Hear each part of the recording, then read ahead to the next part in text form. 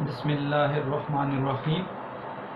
آج کا جو ہمارا لیکچر ہے وہ ہے lecture number 17 second year Urdu کے اسٹوڈنٹس کے لیے۔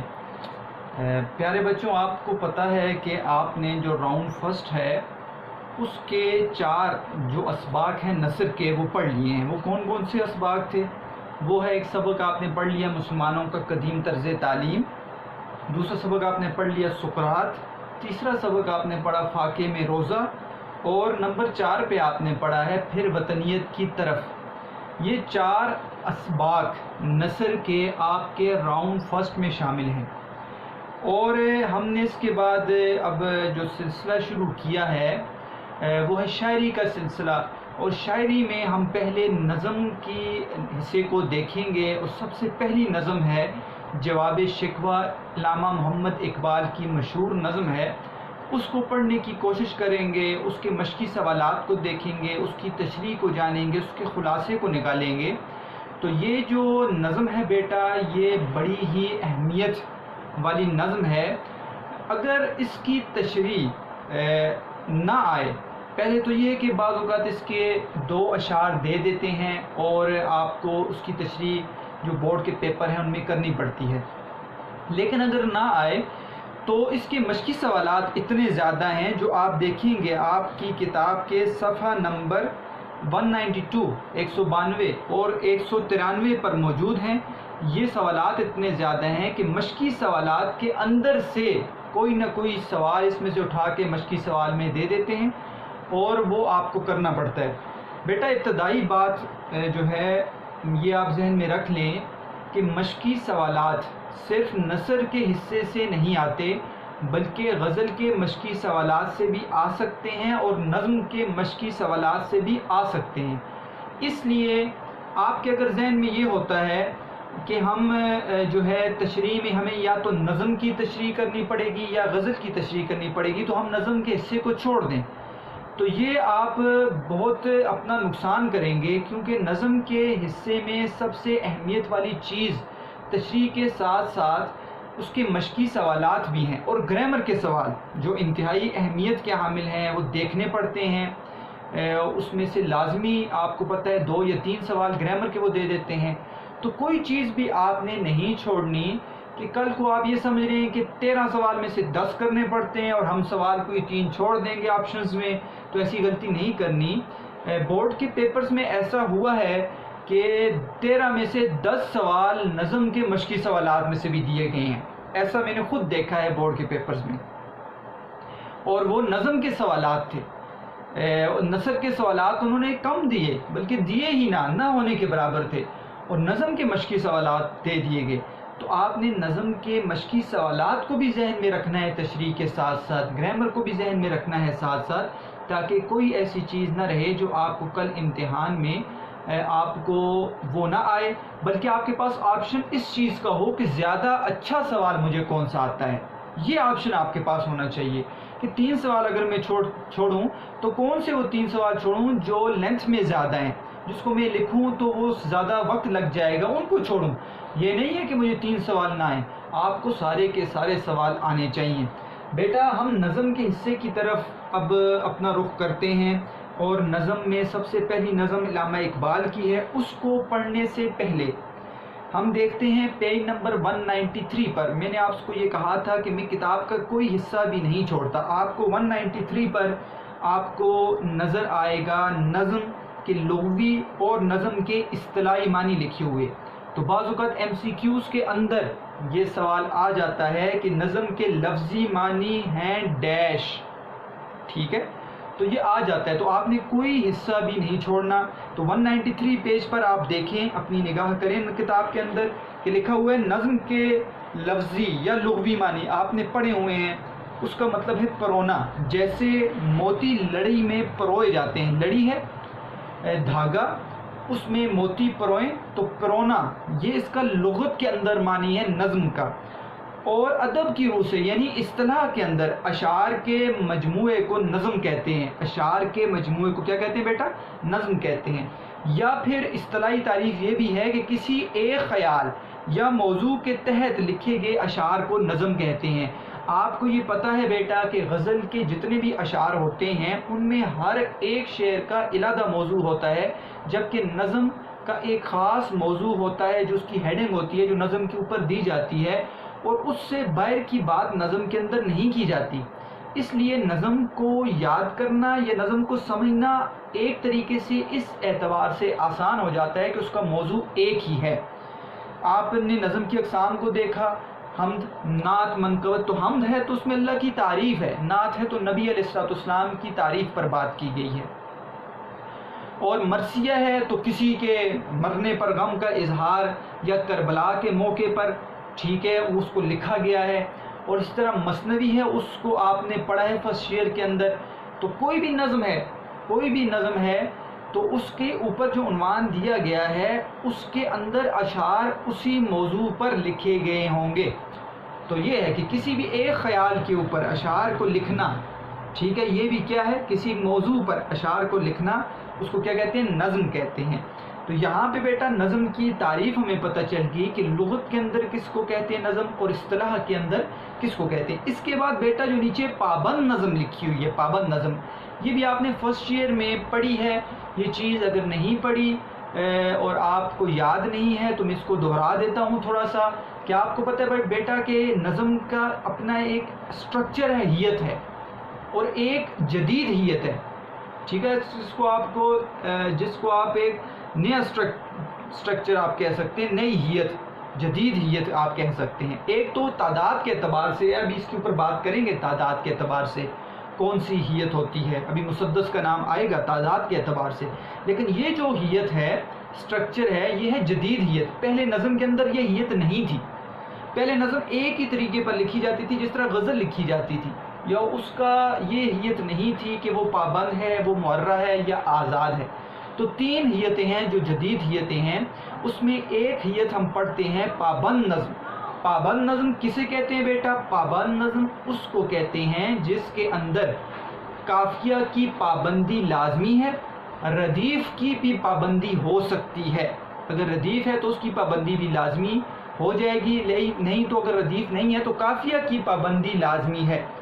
اور بحر اور وزن، جو آپ کو میں نے بتایا ہے جب ہم نے شاعری کی اصطلاحات پڑھی، اس میں نے بتایا تھا آپ کو بحر اور وزن کسے کہتے ہیں، اس کی پابندی بھی لازمی ہوتی ہے۔ ہم انشاءاللہ بحر اور وزن نکالیں گے جواب شکوہ کے اندر، اور دیکھیں گے قافیہ کی پابندی کیسی ہے اور کیوں یہ پابند نظم ہے، تو ہمیں یہ پتہ چل جائے گا کہ پابند نظم کسے کہتے ہیں۔ بیٹا ہم نے جو نظم ابھی شروع کرنی ہے وہ نظم ہے علامہ محمد اقبال کی نظم جواب شکوہ، مشہور نظم ہے، آپ نے نام اس کا سنا ہوگا۔ بیٹا یہ جو نظم ہے یہ کس ہیت میں لکھی گئی ہے اس کو ہم دیکھیں گے۔ یہاں پہ ہیت میں نے لکھ دی ہے مسدس، ترکیب بند، میں بھی بتاؤں گا آپ کو مسدس کسے کہتے ہیں، ترکیب بند کسے کہتے ہیں، اور پابند نظم یہاں پہ ہم حل کریں گے پابند نظم کسے کہتے ہیں، ٹھیک ہے۔ تو ہیت اس کی مسدس، ترکیب بند اور ساتھ پابند نظم ہے، اور اس کا ماخذ جو ہے بیٹا وہ بانگ درا ہے، ٹھیک ہے۔ تو میں نے آپ کو یہ بتا دیا کہ یہاں پہ شاعر علامہ محمد اقبال ہیں، نظم جواب شکوہ، ہیت مسدس، ترکیب بند، پابند نظم، اس کو حل کریں گے، اور ماخذ جو ہے وہ ہے بانگ درا۔ بیٹا ہم اس حصے کو ابھی شروع کرنے سے پہلے سب سے پہلے علامہ محمد اقبال کا مختصر تعارف پڑھتے ہیں، جو آپ کے لیے ضروری ہے MCQs کے لیے، آپ کے معروضی سوالات کے لیے۔ آپ اپنی کتاب میں دیکھیں، ہم اسی کو پڑھیں گے۔ آپ نے 9th کے اندر طلوع اسلام پڑھی ہے، اس سے قبل بھی آپ علامہ اقبال کی نظم پڑھ چکے ہیں، اور آپ کو اس کے تعارف کے بارے میں پتہ ہوگا کہ علامہ اقبال کون ہیں، اور یہ مشہور شخصیت ہیں۔ تو اس لیے یہاں پر ہم ان کو صرف پڑھتے ہیں کہ علامہ محمد اقبال کون ہے۔ 187 صفحے پر آپ دیکھیں، ولادت 1877 1877 اور وفات 1938 1938۔ حالات زندگی یہاں سے شروع ہے کہ شیخ محمد اقبال سیالکوٹ کے ایک معزز خاندان میں پیدا ہوئے۔ سیالکوٹ کو بیٹا ہائی لائٹ کر لیں، یہ آپ کا MCQs ہے۔ والد کا نام شیخ نور محمد تھا، شیخ نور محمد کو ہائی لائٹ کر دیں، یہ بھی آپ کا ایک معروضی سوال ہے۔ تو آپ کو معروضی سوال نکالنے کا اب بڑا اچھا طریقہ ماشاءاللہ آ گیا ہے، کیونکہ جب آپ ہوم ورک کر کے بھیجتے ہیں اپنی کتابوں کے اوراق کو جو آپ پکچر اس کی کھینچتے ہیں اور مجھے بھیجتے ہیں تو نظر آ رہا ہوتا ہے کہ آپ نے بڑے اچھے MCQs نکالے ہیں۔ روایات کے مطابق اقبال کی ابتدائی تعلیم دینی مدرسے میں ہوئی، انگریزی اسکول سے میٹرک کا امتحان امتیازی اچھے نمبروں سے پاس کیا اور مرے کالج میں داخل ہو گئے۔ یہاں انہیں مولوی سید میر حسن جیسا استاد میسر آیا۔ اقبال کو فارسی اور عربی کا صحیح ذوق انہی کی بدولت حاصل ہوا۔ یہاں سے انہوں نے اپنے استاد محترم میر حسن سے عربی اور فارسی کو سیکھا۔ FA کرنے کے بعد وہ گورنمنٹ کالج لاہور چلے گئے، وہاں بھی انہیں پروفیسر آرنل جیسا شفیق استاد ملا۔ ٹھیک ہے بیٹا، یہ فلسفے کے ان کے استاد تھے پروفیسر آرنل، جن کی وجہ سے اقبال کی خفیہ صلاحیتیں بیدار ہوئیں۔ تو ایک وقت ایسا بھی آیا تھا اقبال پر کہ اقبال نے اپنی شاعری چھوڑ دی تھی، تو سر عبد القادر ٹھیک ہے مشہور شخصیت ہے، ان کو جب بتایا اقبال نے تو انہوں نے کہا، اقبال کو کہا کہ آپ شاعری نہ چھوڑیں۔ تو اقبال نے کہا کہ میں اپنے استاد محترم یہ آرنلڈ پروفیسر آرنلڈ سے مشورہ کرتا ہوں۔ تو جب آپ نے پروفیسر آرنلڈ سے مشورہ کیا تو آپ کو انہی استاد نے یہ کہا تھا کہ آپ شاعری کو نہ چھوڑیں، اور اگر اس وقت چھوڑ دیتے تو اتنے عظیم شاعر ہم سے شاید ہم اتنی عظیم نظمیں اور اتنی عظیم ان کی باتیں ہم تک آج نہ پہنچتی۔ تو استاد بعض اوقات بیٹا جو کہتے ہیں اس کو ایک قدرتی طور پر فیض آپ سمجھ لیں کہ اللہ تعالیٰ کی طرف سے ایک فیض ملتا ہے ایک استاد کو کہ بدرجے کے استاد ہو اور وہ اپنے شاگرد کو ایک اچھی نیت سے جب صلاح اور مشورہ دیتا ہے تو وہ صلاح اور مشورہ اپنے اسٹوڈنٹ کے لیے بہت کامیابی والا ہوتا ہے۔ یہ میرے ساتھ خود بھی ہوا ہے کہ میں نے جب الحمدللہ اپنے بچوں کو بغیر کسی لالچ کے اور صرف اللہ کی رضا کے لیے مشورہ دیا تو دل میں یہ تھا کہ اللہ تعالیٰ اس کے لیے اچھا کرنا، تو وہ اس کے لیے بڑا فائدہ مند ثابت ہوا۔ تو والدین اور اساتذہ کی دعا جو ہوتی ہے بیٹا وہ انسان میں کہتا ہوں کہ وہ اس مقام پر بھی پہنچا دیتی ہے بعض وقت انسان کو اس نے سوچا بھی نہیں ہوتا کہ مجھے وہ مقام ملے گا، جن کی وجہ سے اقبال کی خفیہ صلاحیتیں بیدار ہوئیں۔ اسی کالج سے MA کرنے کے بعد انہوں نے کچھ عرصہ یہاں تدریس کے فرائض انجام دیے، پھر اعلیٰ تعلیم کے لیے یورپ چلے گئے اور وہاں بیرسٹری اور فلسفہ میں ڈاکٹریٹ کیا PhD۔ واپس آنے کے بعد انہوں نے وکالت کا پیشہ اختیار کیا، مگر اس پیشے سے طبیعت جلد اچاٹ ہو گئی، بھر گئی۔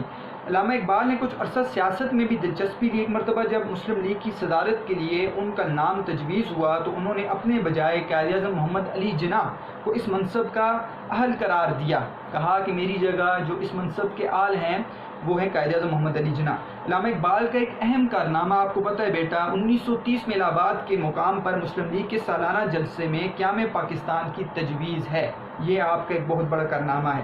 آخری عمر میں مختلف بیماریوں نے آن گھیرا اور وہ 21 اپریل 1938 کو خالق حقیقی سے جا ملے۔ یہ ہے اقبال کی مختصر حالات زندگی۔ اس کے بعد اقبال کی شاعرانہ خصوصیات یہاں پہ درج کی گئی ہیں۔ اقبال وہ ہستی ہیں جن پر نہ صرف ایشیا بلکہ پوری دنیا فخر کرتی ہے۔ انہوں نے شاعری کا آغاز تو اسکول کے زمانے سے کیا تھا، لیکن دورہ یورپ کے بعد، یہ دورہ یورپ بیٹا انہوں نے کیا ہے 1905 سے 1908 تک، 1905 سے 1908 تک یہ یورپ میں رہے ہیں، یہ آپ نے یہاں پر لکھ لینا ہے۔ دورہ یورپ کے بعد صحیح معنوں میں ان کے موضوعات کا تعین ہو گیا۔ انہوں نے تاریخ عالم کا مطالعہ کیا، اس لیے وہ مسلمانوں کے زوال کے اسباب سے آگاہ تھے۔ یہاں پہ بات آئے گی کہ کیا وجہ تھی کہ یورپ کے آنے کے بعد انہوں نے یہ نظمیں لکھی ہیں، ہم یہاں پہ بات کریں گے۔ انہوں نے اپنی شاعری کے ذریعے سب سے پہلا جو پیغام دیا ہے وہ حرکت و عمل کا ہے، جیسے کہ اقبال ایک شعر میں کہتے ہیں، یہی آئین قدرت ہے، یہی اسلوب فطرت ہے، جو ہے رائے عمل میں گامزن محبوب فطرت ہے، عمل سے زندگی بنتی ہے جنت بھی جہنم بھی، یہ خاکی اپنی فطرت میں نہ نوری ہے نہ ناری ہے۔ تو یہ حرکت و عمل کا پیغام اقبال کے اشعار میں ہمیں ملتا ہے۔ ان کا فلسفہ خودی اور تصور مرد مومن مسلمانوں کے لیے مشعل راہ ہے، یہ راستہ ہے، ٹھیک ہے۔ ایک پیغام جو فلسفہ خودی ہے، اس کے اوپر تو بیٹا بہت بحث ہوئی، بہت کتابیں لکھی گئی اس فلسفے کے اوپر، آخر خودی کس کو کہتے ہیں۔ خودی بیٹا میں آپ کو آسان لفظوں میں سمجھاؤں تو آپ کو ایک حدیث پیش کرتا ہوں جس کا مفہوم ہے کہ جس نے اپنے نفس کو پہچان لیا اس نے اپنے رب کو پہچان لیا۔ دیکھیں حدیث کیا کہہ رہی ہے، حدیث کا مفہوم کیا کہہ رہا ہے، جس نے اپنے نفس کو پہچان لیا۔ خودی، یہ نفس جو ہے نا انسان کا، یہ خودی ہے۔ خودی کا معنی غرور اور تکبر جو لغت کے اندر ہے، اس معنوں میں اقبال نے خودی کو نہیں لیا۔ بلکہ خودی کا مطلب ہے اپنے آپ کو پہچاننا. ٹھیک ہے, اس حدیث پہ عمل کریں تو جس نے اپنے نفس کو اپنے آپ کو پہچان لیا اس نے کس کو پہچان لیا؟ رب کو پہچان لیا. یعنی جب آپ اپنے آپ کو پہچانیں گے تو اپنے آپ کو پہچاننے کے بعد آپ اپنے رب کو بھی پہچان جائیں گے. تو خودی کا راستہ جو ہے نا بیٹا اقبال کے نزدیک وہ رب کو پہچاننے کا عمل ہے. اپنی ذات کو پہچاننے کے بعد وہ رب کی ذات کو پہچاننے لگ جاتا ہے. جس نے اپنے آپ کو پہچان لیا اس نے رب کو پہچان لیا. جیسے مشہور شعر ہے, خودی کو کر بلند اتنا کہ ہر تقدیر سے پہلے خدا بندے سے خود پوچھے بتا تیری رضا کیا ہے. تو یہ ہے فلسفہ خودی. اور تصور مرد مومن کیا ہے بیٹا؟ تو اقبال ایک مومن, ایک مرد مومن کو کس طرح دیکھتے ہیں, اس کے اندر کیا خوبیاں ہونی چاہیے؟ اس کے اندر ایک خوبی یہ ہے کہ اس کے اندر تجدید حیات کا جذبہ ہو. تجدید حیات یعنی نئی زندگی کی تجدید, نئی چیزیں دریافت کرنا, نئی چیزوں کو تلاش کرنا, یہ ہے ایک مرد مومن. ایک دوسرا اس کے اندر عشق ہونا چاہیے, عشق اللہ کا, عشق خدا اور عشق رسول ہونا چاہیے, دو چیزیں. تیسری جہد و عمل, کہ اس کے اندر کس کا پیغام؟ عمل کا پیغام. ٹھیک ہے, وہ عمل میں وہ گامزن ہو, وہ جو ہے رائے عمل میں گامزن, محبوب فطرت ہے. اسی طرح جمال اور جلال اس کے اندر ہونا چاہیے. اسی طرح حق گوئی, صاف بات کہنے کا جذبہ اس کے اندر ہونا چاہیے. یہ ہے مرد مومن. اور اس کے اندر فقر و استغنا ہونا چاہیے. فقر و استغنا کسے کہتے ہیں بیٹا؟ فقر کسے کہتے ہیں؟ آپ انشاءاللہ جواب شکوہ میں پڑھیں گے پیج نمبر 191 پر. حیدری فقر ہے نے دولت آسمانی ہے, کہ تمہارے اندر حضرت علی کی طرح فقر بھی نہیں ہے. فقر یہ ہے بیٹا کہ آپ کے پاس کچھ نہیں ہے. ٹھیک ہے, آپ کے پاس دنیاوی دولت نہیں ہے, لیکن پھر بھی آپ اللہ تعالیٰ کے حضور شکریہ ادا کرتے ہیں, اور جو اللہ تعالیٰ نے آپ کو دیا ہے آپ اس پہ راضی ہیں. یہ ہے فقیر. ٹھیک ہے, فقیر مانگنے والا نہیں ہوتا بیٹا. ٹھیک ہے, آپ فقیر کو یہ نہیں کہہ سکتے وہ در در جا کے بھکاری ہے, مانگتا ہے. ٹھیک ہے, اور وہ جا کے مانگے گا لوگوں سے. نہیں, بھکاری اور فقیر میں فقر جو ہے بیٹا وہ کچھ اور چیز ہے. وہ یہ ہے کہ وہ رب سے مانگنے والا ہوتا ہے, وہ لوگوں سے مانگنے والا نہیں ہوتا. تو اس کے اندر فقر و استغنا ہونا چاہیے. تو اسی طرح اقبال نے مرد مومن کا تصور اپنے ایک شعر کے اندر پیش کیا. اقبال کہتے ہیں نا کہ کوئی اندازہ کر سکتا ہے اس کے زور بازو کا, نگاہ مرد مومن سے بدل جاتی ہے تقدیریں. نگاہ مرد مومن سے, یہ ہے مرد مومن, بدل جاتی ہیں تقدیریں. کہ ایک نگاہ جو ہے مرد مومن کی, اسے تقدیر بھی بدل جاتی ہے. تو حقیقی مرد مومن اقبال کے نزدیک وہ ہے جو اللہ کے تعلیمات, اللہ کی بتائی ہوئی راستے پر چلنے والا, نبی علیہ الصلوۃ والسلام کی زندگی کو اپنانے والا ہے. یہ ہے مرد مومن, اور یہ تصور ہے مرد مومن کا. مسلمانوں کے لیے مشعل راہ بن گیا. آپ خود ہی کو اپنا لیں, آپ مرد مومن کے تصور کو اپنا لیں, تو یہ مسلمانوں کے لیے اصل جو ہے وہ مشعل راہ ہے.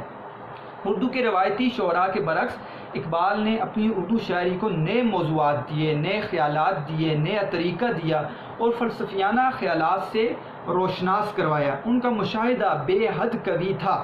ٹھیک ہے, منظر نگاری پر انہیں عبور حاصل تھا. منظر نگاری, ٹھیک ہے, منظر کو پیش کرنا کسی چیز کو. مثال کے طور پر جب ایک شاعر کسی درخت کے منظر کو پیش کرتا ہے, یا کسی پہاڑ کے منظر کو پیش کرتا ہے, اور سورج ستاروں کے منظر, یہ منظر نگاری ہوتا ہے. تو منظر نگاری بہت ہی خوبصورت اقبال نے پیش کی ہے. انشاءاللہ ہم دیکھیں گے ان کی نظموں میں, اور یہاں پہ بھی نظر آئے گی. غرض اقبال کی شاعری روایت اور جدت کا بہترین امتزاج ہے. امتزاج کہتے ہیں بیٹا دو چیزوں کو آپس میں مل جانا. تو ایک تو روایت. روایت کا مطلب کیا ہے کہ جو شاعری چلی آ رہی ہے اس کو بھی اقبال نے دیکھا ہے, اس کو بھی نہیں چھوڑا, اور جدت, نیا پن بھی لایا ہے. یعنی آپ کہہ لیں کہ اولڈ اور نیو, پرانا اور نیا, ان دونوں چیزوں کو ملا لیں تو وہ نئی چیز سامنے آ جائے گی. کہ روایت کو بھی برقرار رکھا ہے, ٹھیک ہے, وہ طریقہ بھی اپنایا ہے جو پہلے تھا شاعری کا, اور نئی چیزوں کو بھی اپنی شاعری کے اندر لایا ہے. اپنی بے پناہ شاعرانہ خصوصیات کے باعث انہیں شاعر مشرق کہا گیا, حکیم الامت کہا گیا, اور نباز فطرت کہا گیا. نباز کسے کہتے ہیں بیٹا؟ آسان ڈاکٹر کو کہتے ہیں, معالج, نبض سے ہے نا, نبض. ٹھیک ہے, نباز فطرت, فطرت کا ڈاکٹر. کہا جاتا ہے۔ اقبال کو عربی اور فارسی زبانوں پر بھی عبور حاصل تھا، انہوں نے اپنے کلام میں قرآنی آیات کا استعمال بڑی خوبصورتی سے کیا، صنعت تلمیح کا استعمال آپ کو نظر آئے گا، اس نظم میں بہت زیادہ صنعت تلمیح کا استعمال بھی کیا گیا ہے۔ صنعت تلمیح علم بدیع کی وہ صنعت ہے جس میں کسی واقعے کی طرف قرآنی آیت، ٹھیک ہے، کسی واقعے کی طرف اشارہ کیا جائے، اسے کہتے ہیں صنعت تلمیح۔ اس کے علاوہ ان کے کلام کا بڑا حصہ فارسی زبان میں بھی ہے۔ اقبال کے آفاقی نظریات زیادہ تر ان کے فارسی کلام میں ہیں۔ آفاقی نظریات سے مطلب یہ ہے کہ پوری دنیا کو گھیرے میں لے لینا۔ ایک تو یہ کہ آپ ایک جگہ پہ رہتے ہیں، اس خطے کی نظریات کو کریں، ایک یہ کہ ملک کے نظریات، ایک یہ کہ پورے عالم، پوری دنیا کے اندر جو ہو رہا ہے اس پر گہری نظر رکھنا اور اس کے اوپر بات کرنا، یہ ہوتا ہے آفاقی نظریہ۔ تو آفاقی نظریہ ان کا جو زیادہ تر ہے وہ فارسی کلام کے اوپر ہے، کیونکہ اقبال جو ہیں انہوں نے پوری دنیا کے اندر مسلمانوں کے حالات کو دیکھا تھا، ٹھیک ہے، تو اس کے اوپر بات کی ہے۔ تصانیف میں زیادہ تر جو یہاں پہ تصانیف ہیں وہ ان کے شاعری کلام کے ہیں، اور ایک صرف علم اقتصاد وہ نثر کی کتاب ہے، بانگ درا، بال جبریل، ضرب کلیم، ارمغان حجاز، زبور عجم، جاوید نامہ، اسرار خودی، رموز بے خودی، ساری کی ساری، اس طرح مسافر، پیام مشرق، یہ ساری کی ساری شاعری کی ہیں، جبکہ علم اقتصاد جو ہے بیٹا یہ نثر کی کتاب ہے۔ تو یہ ہو گیا علامہ محمد اقبال کا مختصر تعارف، ہم نے پڑھ لیا، ان کی حالات زندگی کو دیکھ لیا، اور ساتھ ساتھ ان کی شاعرانہ خصوصیات، ان کے کچھ فلسفہ خودی کو دیکھا، اور تصور مرد مومن کو دیکھا، حرکت و عمل کا پیغام جو آپ نے دیا ان کو ایک دو اشعار میں دیکھ لیا۔ اس کے بعد بیٹا ہم آتے ہیں اب علامہ اقبال کی نظم جواب شکوہ کے اوپر بات کرتے ہیں۔ سب سے پہلی بات جو میں کروں گا بیٹا وہ یہ ہے کہ آیا کہ یہ نظم کس حیت میں لکھی گئی ہے۔ یہ نظم جو ہے بیٹا پہلی بات تو ہے مسدس کی حیت میں لکھی گئی ہے۔ مسدس آپ کو پتہ ہے بیٹا 6 کو کہتے ہیں عربی کے اندر، اور آپ کو پتہ ہے ایسی نظم جس کے اندر بند میں 3 مصرے ہوں اس کو مثلث کہتے ہیں، 4 ہوں تو مربع، 5 ہوں تو مخمس کہتے ہیں، اور 6 ہو جائیں تو اس کو کہتے ہیں مسدس۔ تو آپ اپنی کتاب کے اندر دیکھیں تو آپ کو نظر آئے گا کہ 189 پیج پر کہ آپ کو پہلا بند صرف میں آپ کو بتاؤں گا کہ آپ کو نظر آ رہا ہے پہلا بند جو ہے علامہ محمد اقبال کا، اس کے اندر 6 مصرے ہیں، اس اعتبار سے یہ مسدس ہے۔ ایک بات تو یہ حل ہو گئی، یہ ہے تعداد کے اعتبار سے۔ اب ہے ترکیب بند، اور دوسری ہوتی ہے بیٹا ترجیح بند، یاد رکھنا ہے آپ نے، ترکیب بند اور ایک ہوتی ہے ترجیح بند۔ ترجیح بند میں یہاں پہ لکھ دیتا ہوں ترجیح۔ اب ترکیب اور ترجیح بند میں فرق کیا ہے؟ آسان۔ ترکیب بند میں بیٹا کوئی بھی مصرع دوبارہ دہرایا نہیں جاتا، ٹھیک ہے، کوئی بھی مصرع دوبارہ دہرایا نہیں جاتا، جبکہ ترجیح بند کے اندر کوئی مصرع یا شعر دوبارہ دہرایا جا سکتا ہے۔ میں آپ کو مثال دیتا ہوں، جواب شکوہ میں کوئی بھی مصرع کسی بھی بند کے اندر والا مصرع دوبارہ دہرایا نہیں گیا، جبکہ آپ اگلی نظم نکالیں، اگلی نظم آپ دیکھیں گے، بڑے چلو، اختر شیرانی کی نظم اس کے بعد پڑھیں گے تو اس کے اندر آپ کو نظر آ رہا ہے یہ بھی مسدس کی حیت میں لکھی گئی ہے، لیکن اس کا آپ کو نظر آئے گا کہ پہلا بند اور تیسرا شعر، دلاورانے تیغ زن بڑے چلو، بہادرانے صفے شکن بڑے چلو، یہ والا شعر ایسا ہے جو آپ کو نظر آ رہا ہوگا کہ اگلے بند میں دوبارہ دہرایا گیا ہے، پھر اس سے اگلے بند میں دوبارہ دہرایا گیا ہے۔ تو ایسی نظم جس میں کوئی شعر یا مصرع دوبارہ دہرایا جائے اسے کہتے ہیں ترجیح بند، اور ایسا مصرع یا بند یا ایسا شعر جو دوبارہ نہ دہرایا جائے تو ترکیب بند کہتے ہیں، اور جو شعر دوبارہ دہرایا جاتا ہے ترجیح بند کے اندر اس شعر کو کہتے ہیں ٹیپ کا شعر، ٹیپ کا شعر۔ انشاءاللہ ہم نیکسٹ نظم میں اس کو پڑھیں گے ٹیپ کا شعر کسے کہتے ہیں۔ تو بیٹا یہاں پر ہمیں پتہ چل گیا مسدس ہے اور ترکیب بند ہے، کوئی شعر بھی دوبارہ دہرایا نہیں گیا۔ اب یہ پابند نظم ہے، پابند نظم ایسے ہے، ایک بات تو آپ نے یہ سمجھنی ہے بیٹا، مسدس جو نظم ہوتی ہے اس کی ٹیکنیک کو سمجھیں، اس میں 6 مصرے ہوتے ہیں، یعنی 3 شعر ہوتے ہیں، تو پہلے 4 مصرے ان کا علادہ قافیہ اور ردیف ہوتا ہے، اس کا مطلب ہے وہ پہلے 4 مصرے ہم قافیہ اور ہم ردیف ہیں، ٹھیک ہے، اور جو تیسرا شعر ہوتا ہے یعنی 5واں اور 6ٹھا مصرع یہ ہم قافیہ اور ہم ردیف ہوتا ہے۔ دیکھیں میں آپ کو سمجھاتا ہوں، پہلا جیسے آپ پہلا بند دیکھیں جواب شکوہ کے اندر تو آپ کو نظر آئے گا دل سے جو بات نکلتی ہے اثر رکھتی ہے ردیف ہے، تو دوسرے مصرے میں بھی رکھتی ہے، تیسرے مصرے میں بھی رکھتی ہے، اور چوتھے مصرے میں بھی رکھتی ہے. اس کا مطلب ہے یہ ہم ردیف ہے.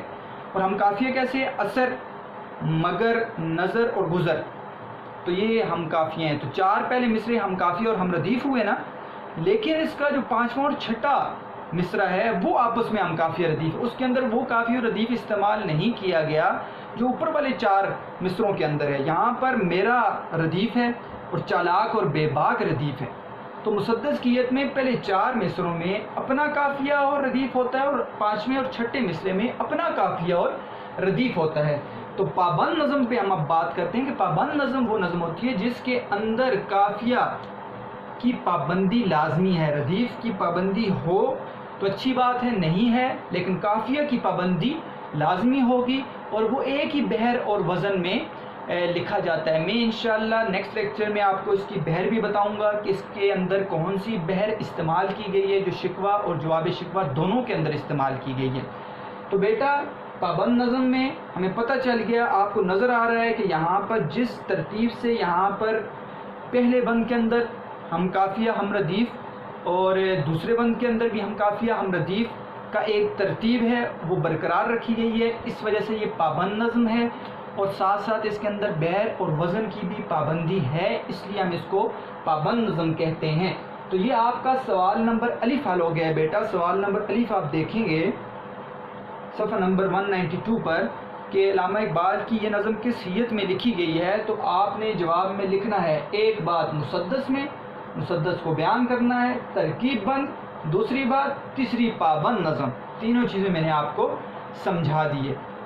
اچھا بیٹا یہاں پر ایک سوال تو ہم نے یہ حل کر دیا، دوسرا سوال بھی ہم اسی لیکچر میں حل کریں گے. وہ ہے سوال نمبر آپ کا ہے سوال دیکھیں گے. اس نظم کا نام جواب شکوہ کیوں رکھا گیا؟ ہم اب جواب شکوہ کو دیکھ رہے ہیں تو سوال یہ آ گیا ہے کہ یہ نظم ہم پڑھ رہے ہیں جواب شکوہ، آیا اس کا نام جواب شکوہ کیوں رکھا گیا؟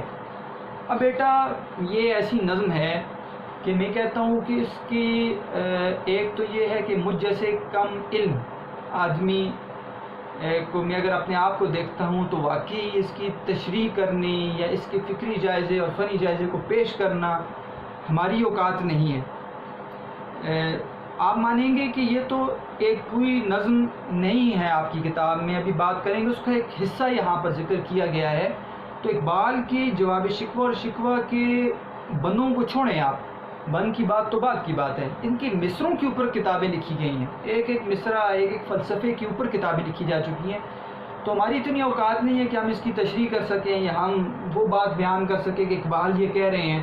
تو صرف کوشش کی ہے، اپنے علم کو دیکھا ہے، پڑھا ہے، اور کوشش کریں گے کہ اللہ تعالی ہمیں وہ گویائی دے دیں، بولنے کی طاقت دے دیں کہ جس سے ہم وہ حق ادا کر دیں جو علامہ اقبال نے جو نظم کہی ہے اور اس مطابق حل ہو جائے. اور یہ ایک ہے بھی نازک مسئلہ ہے. آپ کو پتہ ہے بیٹا کہ شکوہ اور جواب شکوہ کے اوپر اعتراضات کیے گئے. یہ نہیں ہے کہ کفر کے بہت بڑے بڑے فتوے لگ گئے، یہ بات تو ویسے پھیلائی جاتی ہے. کفر کے فتوے اتنے بڑے نہیں لگے جتنے لوگوں نے باتیں بنائی ہیں، لیکن اعتراضات ہوئے ہیں. اور وہ کیوں اعتراض ہوئے ہیں وہ وجہ بھی آپ کو بتاؤں گا. شکوے کے اندر ایسی کیا چیزیں ہیں جس پر اعتراض کیا گیا ہے، لیکن اعتراضات کو دیکھتے ہیں ہم، اور اعتراضات کس چیز پر، وہ اسلام کے اوپر کی بات پر کیے گئے ہیں کہ بات ہی ایسی تھی. تو پھر اس کی تشریح کو کرنا، اور کیا پتہ ہے ہم وہ بات کریں کہ جو اقبال کے ذہن میں نہ ہو تو پوری طرح حق ادا نہیں ہوگا. کوشش کریں گے آسان طریقہ میں نے بیٹا اس کو اختیار کیا ہے ہمیشہ کہ تاکہ بچوں کو جواب شکوہ سمجھ آ جائے. دیکھیں بیٹا جواب شکوہ جو نظم ہے آپ کی نصابی کتاب میں جو جواب شکوہ ہے، سمجھنا ہے بات کو، بڑی اہمیت والی باتیں ہوں گی ساری کی ساری، ذرا غور سے سننی ہے آپ نے بیٹا کہ جواب شکوہ کے 13 بند یہاں پر ذکر ہیں اور کل بند یہاں پر ذکر نہیں ہے. جواب شکوہ سے پہلے شکوہ لکھی گئی ہے، ٹھیک ہے، پھر جواب شکوہ لکھی گئی ہے. جواب شکوہ کو پڑھنے سے پہلے ہم مختصر طور پر کچھ چیزوں میں، کچھ اشعار میں یا کچھ موضوعات کے طور پر ہم شکوہ کو حل کریں گے، تاکہ ہمیں جواب شکوہ کو جب پڑھنا پڑے تو انتہائی آسان ہو جائے۔ جواب شکوہ کو بھی پورا حل کرنے کی کوشش کریں گے موضوع کے لحاظ سے کہ اس کے اندر کیا موضوعات ہیں، تاکہ ہم نے اپنی کتاب کے اندر جو 13 بند ہیں ان کے موضوعات کو جب نکال لیا تو آپ کے لیے جواب شکوہ کو سمجھنا مشکل نہیں ہوگا۔ ٹھیک ہے بیٹا؟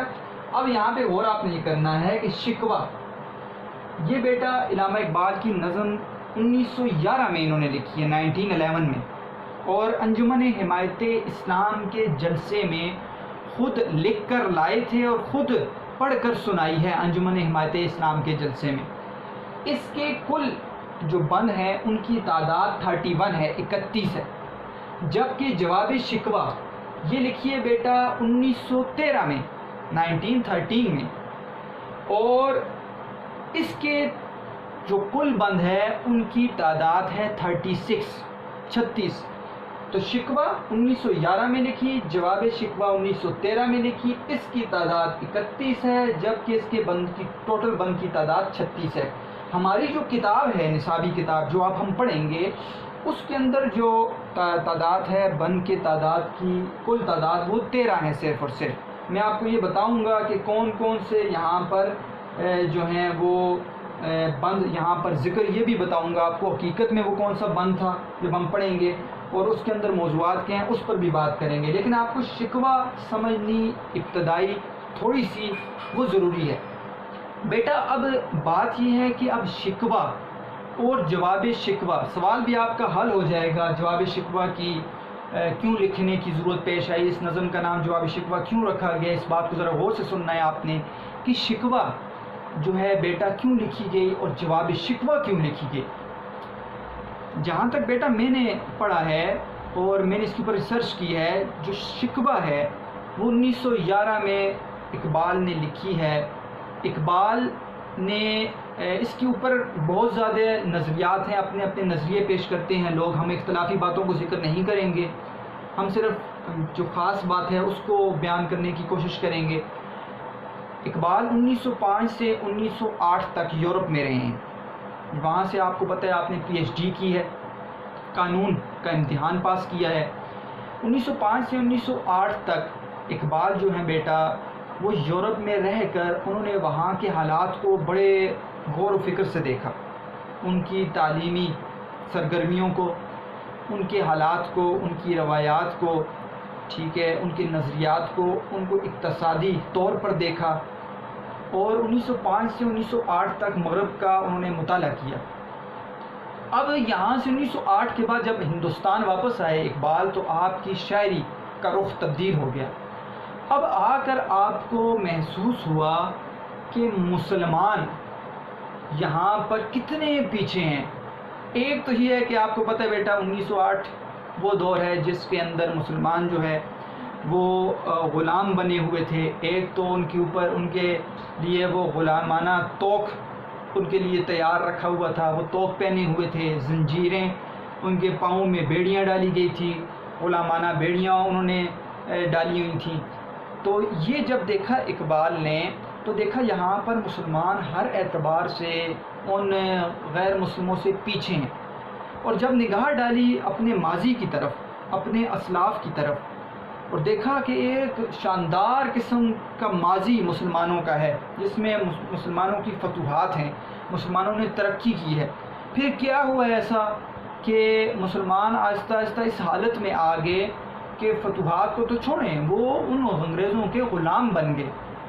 تو نہایت افسردہ ہوئے اقبال نے جب یہ دیکھا بیٹا کہ ہندوستان کے اندر جو مسلمان ہیں وہ ایک تو اپنے رب سے بھی دور ہیں، قرآن کے اوپر عمل نہیں کرتے، نبی علیہ الصلوۃ والسلام کی زندگی کو انہوں نے چھوڑ دیا ہے، یہ سب چیزیں ان کو اس مقام پر لے آئی ہیں، لیکن پھر بھی وہ اللہ تعالیٰ کی محبوب نبی کی قوم ہونے کا دعویٰ کر رہے ہیں، اور اللہ تعالیٰ سے فریاد کر رہے ہیں، شکوہ کر رہے ہیں، عرض کر رہے ہیں کہ یا اللہ ہم پر یہ آفت کیسے آ گئی۔ یہ مسلمانوں کے حالات تھے، اقبال کی اپنی ذاتی بات نہیں ہے بیٹا، انہوں نے مسلمانوں کو دیکھا کہ مسلمان اللہ سے کیسے فریاد کر رہے ہیں. تو یہ وجہ بنی ہے شکوہ کی کہ شکوہ جو ہے وہ فریاد ہے اس دور کے مسلمانوں کی جو اپنے رب کی بات کو تو نہیں مانتے، اپنے نبی کے طریقے پر تو عمل نہیں کر رہے، لیکن وہ دعویٰ کر رہے ہیں کہ اللہ تعالیٰ پھر بھی جو ہے ہم پر اپنی رحمتیں کیوں نہیں برسا رہا. تو یہ شکوہ جو ہے مسلمانوں کی طرف سے اقبال نے کیا ہے، فریاد ہے اللہ تعالیٰ کے حضور کہ اے اللہ کہ ہمارے ساتھ یہ کیا ہوا کہ ہم غلام بن گئے، اور یہ ساری باتیں جو ایک فریاد کے طور پر اقبال نے اپنی اس نظم کے اندر کہی ہیں. ایک بات تو یہ بیٹا ذہن میں رکھنی ہے کہ اس وقت کے ہندوستان کے مسلمانوں کی حالت بری نہیں تھی، بلکہ پوری دنیا کے اندر مسلمان جو ہیں وہ تیار تھے کہ ہم غلام بن رہے ہیں. مصر کے اندر حالات بہت برے تھے، ٹھیک ہے، ایران کے اندر حالات مسلمانوں کے بہت برے تھے. اس کے بعد اہم جو سب سے زیادہ اہمیت والی جو چیز تھی اس دور کے اندر خلافت عثمانیہ. آپ کو میں نے بتایا تھا خلافت عثمانیہ کا، خلافت عثمانیہ سلطنت عثمانیہ ترک خلافت جو ہے اس کے پیچھے انگریز لگے ہوئے تھے اور وہ بھی ان کے ہاتھوں سے جا رہی تھی. تو یہ صرف نہیں ہے کہ اقبال نے صرف ہندوستان کے مسلمانوں پر نظر رکھی ہے، بلکہ پوری دنیا کے مسلمانوں کے اوپر اقبال کی نظر تھی، اور ان کو نظر آ رہا تھا کہ مسلمان ہر جگہ مار کھا رہے ہیں. اور پھر بھی وہ کیوں کھا رہے ہیں مار، لیکن یہ ان کو پتہ تھا، لیکن انہوں نے پہلے وہ بات نہیں کی جو اللہ کی طرف سے بات تھی. انہوں نے وہ بات کی جو اس دور کے مسلمانوں کی طرف سے تھی، اللہ کے حضور فریاد کہ ہم ایسی حالت میں پہنچ گئے ہیں.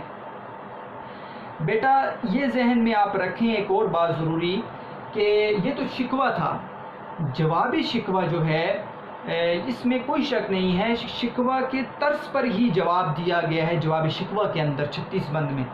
لیکن اب جواب شکوہ اس لیے نہیں لکھا گیا کہ شکوے کے اندر اتنے اعتراضات بن گئے تھے کہ ان کا جواب جو ہے اقبال نے لازمی سمجھا کہ مجھ پر کفر کے فتوے کہیں پر لگ گئے ہیں اور میں اس کا جواب نہیں دوں گا تو سارے مجھے کافر سمجھیں گے. ایسی بات نہیں ہے. جواب شکوہ اقبال خود سمجھتے تھے کہ اس کا جواب ان کے لیے قرض تھا، انہوں نے دینا تھا، لیکن مقام اور وقت کا تعین اقبال نے بڑا خاص وقت چنا ہے. وہ وقت تھا جس وقت جنگ بلکان جو ہے تسلط ہو گئی تھی. جنگ طرابلس بیٹا اور جنگ بلکان آپ نے شاید نام سنا ہو، ٹھیک ہے. یہ دو جنگیں ایسی تھیں جو خلافت عثمانیہ کو ختم کرنے کے لیے اٹلی نے ترک جو ہے حکومت اور ترک خلافت جو ہے اس کے اوپر مسلط کی تھی.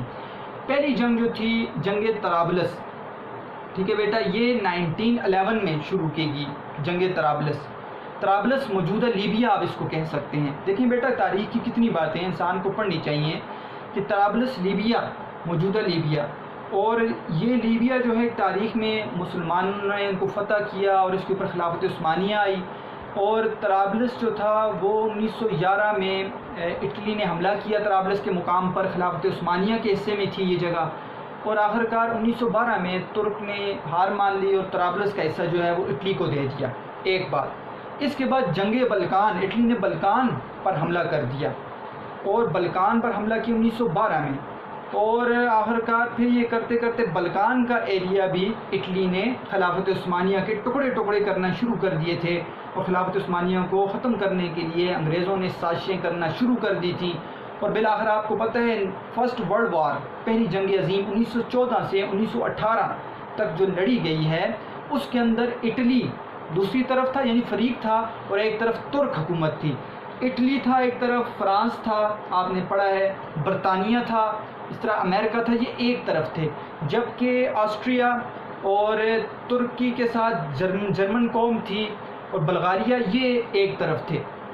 فرسٹ ورلڈ وار کے بعد آپ کو پتہ ہے بیٹا خلافت عثمانیہ ختم ہو گئی اور سازش ہوئی جس کی وجہ سے خلافت عثمانیہ کے ٹکڑے ٹکڑے کر دیے گئے اور خلافت عثمانیہ کو ختم کر دیا گیا. اب اقبال نے جب جواب شکوہ لکھی، یہ سارا قصہ کرنے کا مقصد یہ ہے کہ کیونکہ ہندوستان کے مسلمان چاہتے تھے کہ ہم ترک لوگوں کی مدد کریں، لیکن وہ وہاں پر جا نہیں سکتے تھے، برطانوی حکومت ان کو اجازت نہیں دیتی تھی. اس وجہ سے جنگ بلقان کے فنڈ کے لیے پیسے جمع کرنے کے لیے انہوں نے اپنی طرف سے مختلف جو ہے تنظیموں کے تحت پیسہ جمع کرنا شروع کیا۔ اقبال نے اپنی نظم اس موقع پر لکھی اور پیش کی جب انہوں نے جنگ بلقان کے فنڈ کے لیے پیسے مانگے تھے، اور باقاعدہ یہ یہاں پر جنگ بلقان کے فنڈ کے لیے جب پیسے اس موقع پر جواب شکوہ پڑھی اور فنڈ کے لیے چندہ جمع کرنا شروع کیا تو بہت بڑا چندہ جمع ہوا۔ تو اس سے پتہ چلتا ہے کہ جواب شکوہ لکھنے کا موضوع تو یہی ہے کہ چلیں شکوہ کی طرز پر لکھا، لیکن مقام اصل وہ تھا کہ اقبال نے جنگ بلقان کے فنڈ کے لیے، ترک حکومت کے لیے، مسلمانوں کی مدد کے لیے فنڈ کو جمع کرنا تھا، اس وجہ سے جواب شکوہ لکھی گئی ہے۔ یہ حقیقت ہے بیٹا، فتوے نہیں لگے۔ فتوے کے بارے میں جب میں نے پڑھا تو شکوہ کے موقع پر اعتراضات ہوئے، کیونکہ لوگ سمجھتے نہیں تھے اقبال کیا کہنا چاہ رہے ہیں، تو اعتراضات ہوئے۔ لیکن شکوہ جب پڑھی اقبال نے، اور وہ موقع ایسا تھا کہ کہتے ہیں وہاں پر ان کے والد صاحب خود موجود تھے، اور لوگ جو تھے وہ پھولوں کی پتیاں لے کر آئے تھے۔ شکوہ پڑھنے کے موقع پر اقبال کے اوپر پھولوں کی پتیاں پھینکی گئی، گلپاشی کی گئی، اور والد محترم کہتے ہیں ان کی آنکھوں میں بھی آنسو آ گئے کہ میرا بیٹا اس مقام پر پہنچ گیا ہے کہ وہ پورے مسلمانوں کی زبان بن گیا۔ تو یہ بہت بڑی بات ہے۔ تو اعتراضات ہوئے۔ ایک مولوی صاحب کے بارے میں آتا ہے، دیکھیں مفتی فتویٰ دیتا ہے، ہم مولوی تو فتویٰ دے نہیں سکتے۔ مولوی صاحب کے بارے میں آتا ہے کہ کسی شخص نے، جو اس وقت آج جس طرح لوگ علامہ اقبال کے اوپر اعتراضات کی بارش کرتے ہیں اس وقت میں بھی تھے، تو وہ لوگ جو اقبال کے اوپر اعتراضات کرتے تھے انہوں نے ان کی باتوں کو پیش کیا ایک مولوی صاحب کے سامنے اور کہا یہ کسی شخص نے لکھی ہے، تو ان کو نہیں پتہ تھا علامہ محمد اقبال کی ہے، تو یہ کسی شخص نے لکھی ہے تو آپ اس کے بارے میں کیا کہیں؟ انہوں نے کہا ایسا شخص تو پھر کافر ہوگا کہ وہ ایسی باتیں کرتا ہے اللہ کے حضور۔